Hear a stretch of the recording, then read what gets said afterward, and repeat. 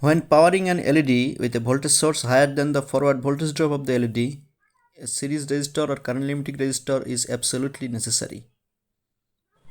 To determine the resistor value, you have to know the forward voltage drop of the LED and how much current you want to flow through that LED. This is the circuit, and the LED and the resistor are connected in series. So the amount of current flowing through the resistor is also the current flowing through the LED. If you calculate the current through the resistor, that's also the current through the LED. Let's use this red LED for demonstration. Unfortunately, we don't have the datasheet, so we'll use common values. Let's assume the forward voltage is 2 volts and we want 15 milliamps of current from a 9 volt supply. The voltage across the resistor will be reduced to 7 volts because of the voltage drop of the LED.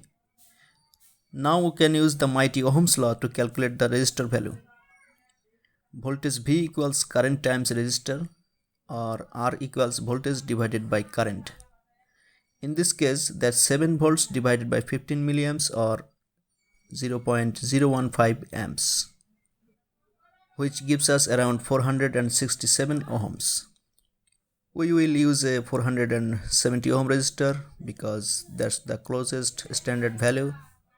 Another thing we have to keep in mind is the power dissipation by the resistor. The equation of power is P equals voltage times current. That's 7 times 0.015 equals 0.105 watt, or 105 milliwatt.